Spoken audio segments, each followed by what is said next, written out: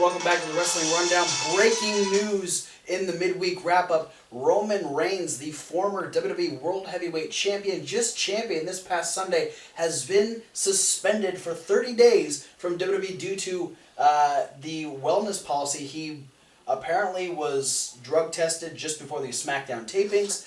And it happened prior to Money in the Bank. That's news to me. So they ran this storyline, took the title off of him, and he is now suspended. But from what we can tell, he's not being pulled from the Battleground main event. Yeah, the whole reason why they didn't do the suspension as soon as they found out, same thing they did with R-Truth a few years back. Oh, when he was doing his storyline. Yeah, it was going to be him and The Miz versus Cena and The Rock. Right. Is that they waited because it would have been cutting it very, very close, depending on, I don't remember the exact count of the days, but as of Tuesday, when he was suspended for 30 days for his first violation of the wellness policy, there's exactly 33 days until the Battleground main event. So he'll have 3 days from his return to make it to Battleground. So he won't even be on television. No.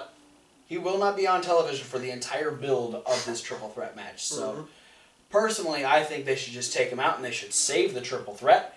But it's WWE. They're going to do what they want.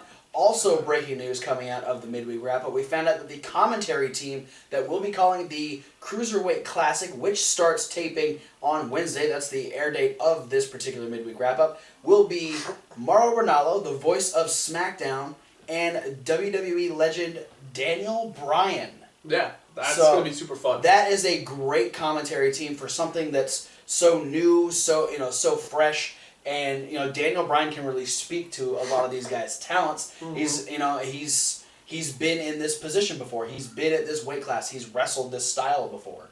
So it'll be great to hear both of their voices coming to us for the Cruiserweight Classic, which will begin taping on Wednesday and will begin airing the middle of July. Yeah, it's going to be, I think they said every Wednesday for 10 weeks. That's awesome. Will be the episodes. So you can expect Cruiserweight Classic updates right here on the midweek wrap-up as soon as they air. But let's kick into our usual stuff with we had some very cut and dry shows for main event and NXT. So I want to say all across the board, everything was pretty much. Lucha Underground had a few little things here and there, but so main event in a nutshell, we had Enzo and Cass defeat the Ascension. Connor is back from his suspension. Yeah, a 60-day suspension. Yeah. Maybe he's got some advice for Roman Reigns. Maybe. Victor gets booted off the apron. Connor gets hit with the Amore missile. Baron Corbin defeated... That's not what they call it. I don't give a shit. Baron Corbin defeated Sin Cara with the End of Days, and Rusev defeated Zack Ryder with the Accolade. Go figure. Then we opened up NXT with not necessarily the debut. I guess it's kind of a debut because his name is new. Formerly Biff Busick, formerly Chris Gerard, now known as Oney Larkin, would take on Ty Dillinger in the opening match of NXT. A good match between these two. The crowd was very quiet until Busick actually hit a lot of his uppercuts and his really stiff moves. Yeah. And the crowd popped for those. You're hung up on that name, aren't you? The name. Well, I got 2 words for you. Cassius Ohno. I feel like that's one of the reasons why the crowd didn't get behind this. Because they're like, match. Who the hell is Oney Larkin? Yeah, because who's going to cheer for somebody named Oni? Hey man, Ohno became a chant, so Oni can become a chant too. Baloney. Ty Dillinger would be going for a 10-punch, and we get distracted maybe by the crowd actually being behind him. But he would look out into the crowd. That would allow Busick to duck under him, pull him off of the second rope, and hit a blockbuster for the finish. Yeah, it was a decent-looking blockbuster neckbreaker he gave him. So it's a cool finisher, not something I would expect from Biff Busick, but hey, whatever works. We had Kathy Kelly interview Austin Aries, who said he learned a lot from his loss to Nakamura, saying it made him more determined and it made him more hungry in NXT. And No Way Jose told him to stay positive. Yeah. No Way Jose would go on to face a guy named Woods. We don't know what his first name is because they never actually said it. He obviously defeats Woods with his half Nelson slam. Austin Aries comes out and says he wants to thank No Way Jose for what he taught him. He can't believe he said this, but he's like, thank you. You taught me that, besides all the main events and the championships that I've had, I need to appreciate what I have now. And he starts to walk away, and No Way Jose gets him to dance with him. Yeah, and they dance all the way around the arena. Yeah, they dance in the ring, around the ring, up the ramp, over to the commentary table, right in front of Tom Phillips. On the commentary table. And Corey Graves, just in time for Austin Aries to punch him right in the face, knock him off of the commentary table, then do the most angelic dive he's ever done, which was kind of like a half axe handle, a single axe handle.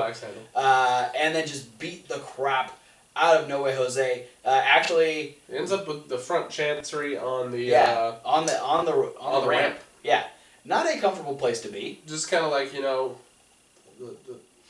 PTO on the commentator's table. Oh yeah. All these things add so much to the submission hold. Yeah. Well, William Regal announces that Finn Balor versus Shinsuke Nakamura will take place in 3 weeks on NXT. So they're not... I mean, I can imagine that they're going to build towards a bigger confrontation at NXT TakeOver Brooklyn. But apparently we're going to get our first taste of Balor versus Nakamura in 3 weeks. But his discussion with Nakamura is interrupted by one Buddy Murphy, who says, I'm the only one here in this room that's won a championship here in NXT. True fact. I deserve more TV time. And he gets his wish because he will face Nakamura in the main event. Yeah. Good for you, buddy. Sucker. Bayley returns to action, defeating Diana Purrazzo with the Durano Pizza. Yeah. Diana Purrazzo, you fucked me up. Defeating her with the belly to Bayley in a very cut and dry match there. Yeah, it was very short. I was like, hey, look, Bayley's back. Yeah, Bayley got beat up a little bit and then made a very fast comeback. Yes.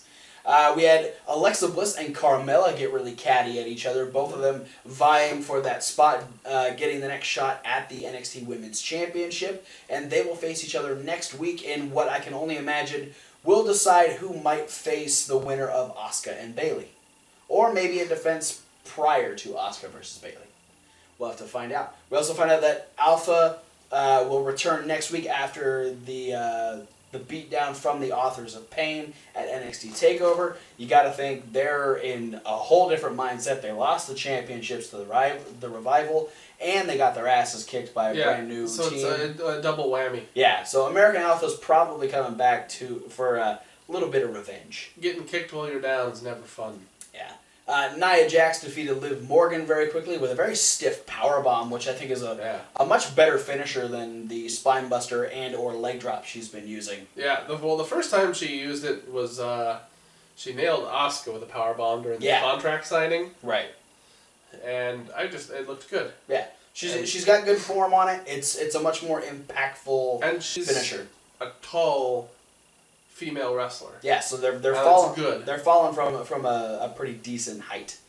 And then in our main event, Shinsuke Nakamura defeats Buddy Murphy, as if you thought it was going any other way, with the Kinshasa.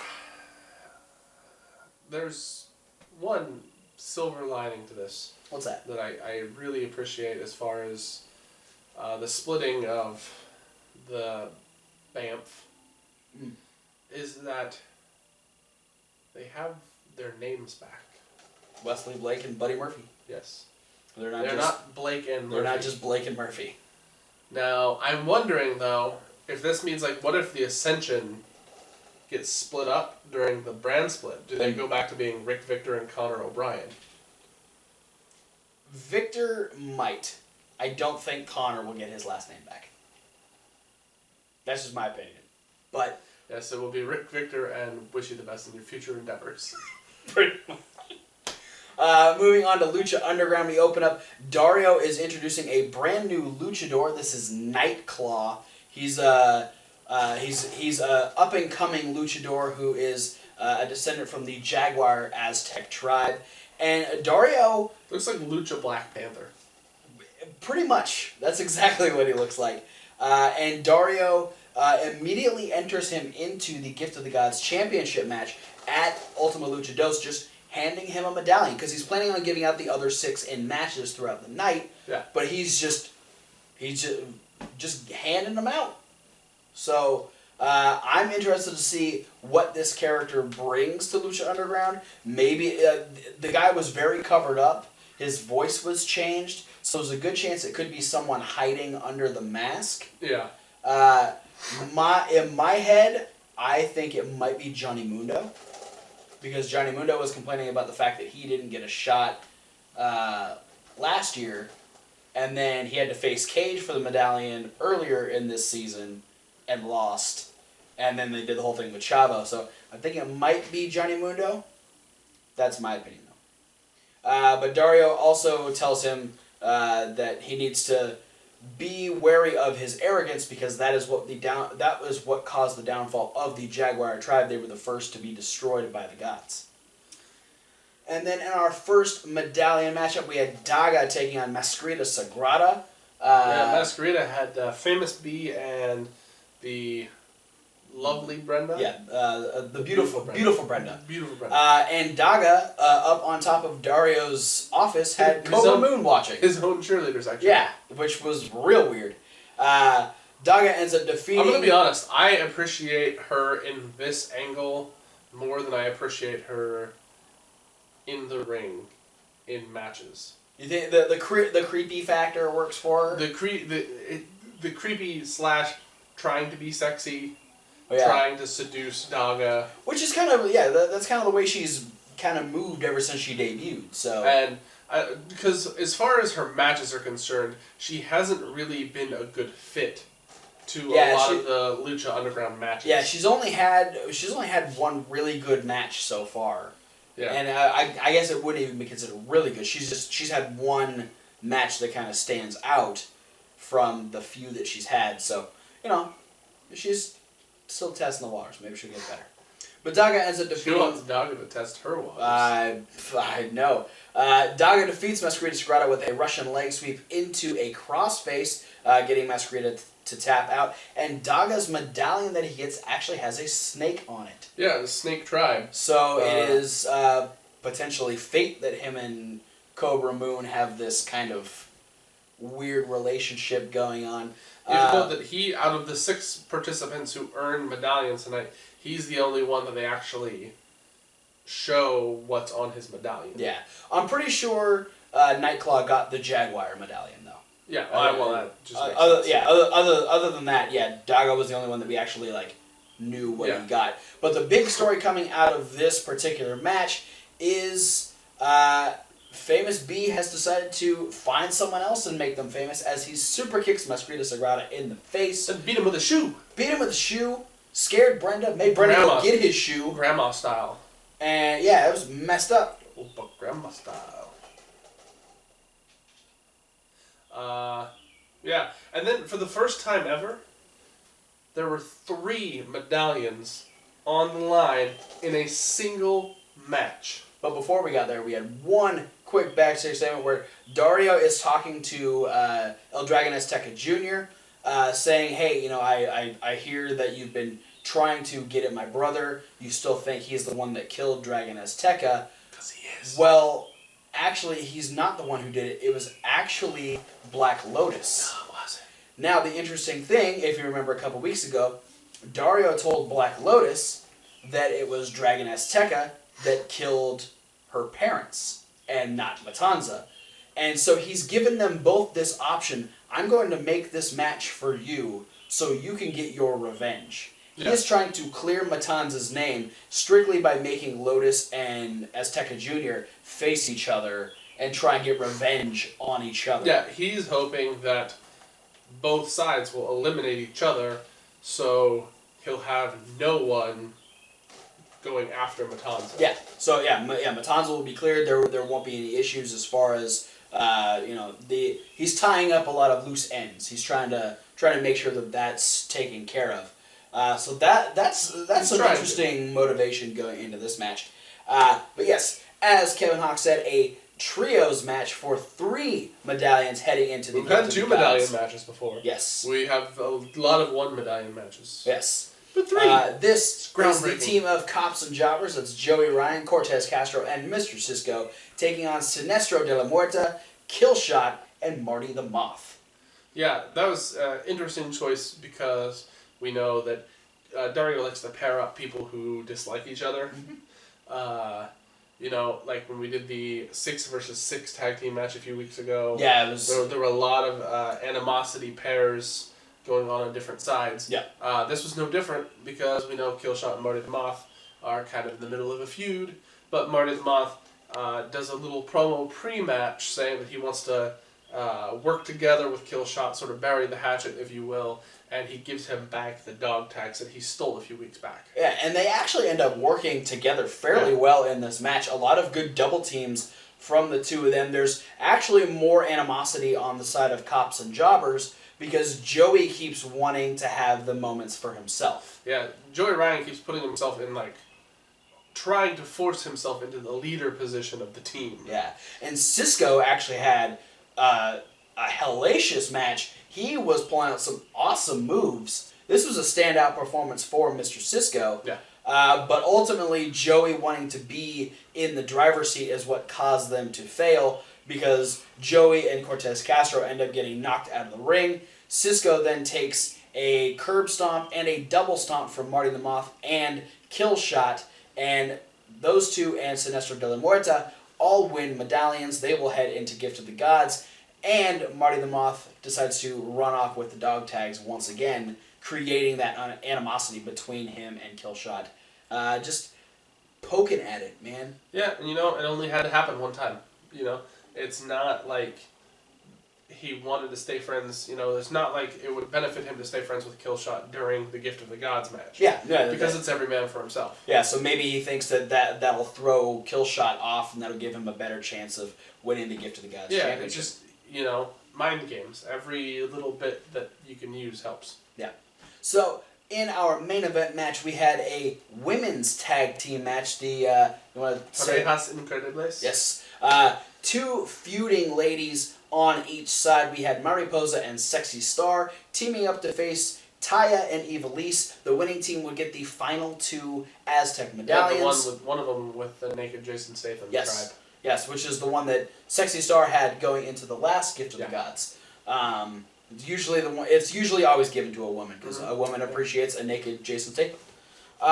This was a really good match. I liked a lot of the stuff that happened here. There was a lot of good different matchups, and even kind of the tension on either side. I guess there was more tension between Taya and Ivelisse. Yeah, it was a very character-driven match. Yeah. Because, yes, both sides completely full to the top of animosity, but Ivelisse and Taya are very much more catty, bitchy people when they get angry, whereas Sexy Star and Mariposa are very trying to be in charge of the situation when they're uncomfortable, sort of thing. Yeah. And what that ended up, it worked in their favor because a majority of the times when they tagged in and out were much more civil. Yeah. It was a lot of, and even less animosity, more of, there was a lot of them almost avoiding each other. Yeah, it was a very uncomfortable situation between the two of them. Yeah, I think it's like Mariposa understood when they had the No Mas match that she couldn't fuck with Sexy Star anymore. But Sexy Star still has kind of a wary feeling when it comes to Mariposa due to what happened between seasons 1 and 2. But ultimately, it's the miscommunication or the issues between Taya and Ivelisse that caused them to lose. Taya goes for a spear on Sexy Star and hits Ivelisse instead.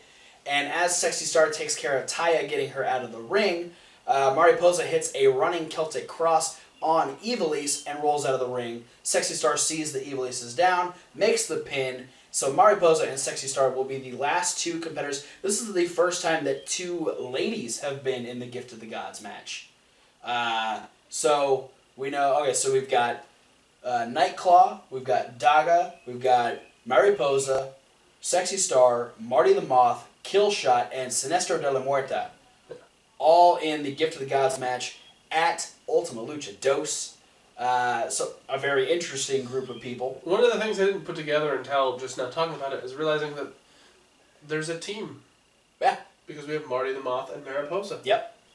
So is that going to work in their favor, or are they going to get in each other's way? Who knows?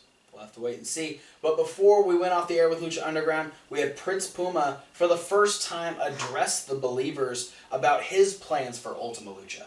Yeah. And, he came to Lucha Underground to prove what he had. A lot of people saying that he is very talented and he could very well be the next Rey Mysterio. And he questions, can I be the next Rey Mysterio? Am I the next Rey Mysterio? I won't know that until I can prove it. So he challenges Rey Mysterio to a one-on-one match at Ultima Lucha Dos. Rey Mysterio comes out and says, you want to prove that you're better. I want to prove that I'm still the greatest. And accepts the challenge. So we have the Prince Puma versus the King of Mystery, Rey Mysterio, at Ultima Lucha Dos. That's going to be an exciting match. Yeah. It's going to be good because it's going to be Rey in his element.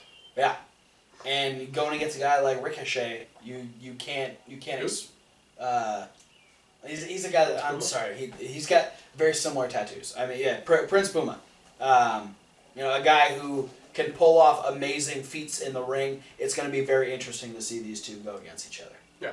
But that is it for the midweek wrap up. Thanks for watching. Yeah, don't forget to like and comment and subscribe. And be sure to share the video with your friends, your neighbors, your grandma if she's into wrestling and she wants to watch us talk about it. If you don't want to watch us talk about it, you can click to the podcast link down in the description along with all of our social media. If you know anybody who's into guys with goatees sitting on a couch talking. That's us. This is where you want to be. But if you do like the videos, check out that playlist because we have all of our videos from this week. All of our into usual... super pale biceps? No, the playlist. No, I'm just saying, if they're into super pale biceps. We're... Because I don't get much sun, apparently. Oh, you're ginger. That's what happens. Okay. Fair enough. Check out the playlist because we have all of our usual reviews. Plus, we have our Money in the Bank review from this past Sunday. Be sure to check all of that out. Coming up next, we have the SmackDown Rundown. A little bit more fallout from Money in the Bank and some more build into Battleground. Be sure to join us on Monday for the Indie News with lots of ladies wrestling as we have 5 Shimmer shows we're going to be covering along with Ring of Honor's Best in the World. So look forward to that. Thanks for watching, and we'll see you at whatever video you decide to watch next. Yeah, do it. For those of you on your mobile, playlist is actually down below. Yes. Don't do drugs, kids. Get you suspended. Unless you're Titus O'Neil. They weren't good drugs. They weren't the bad drugs. They were the drugs.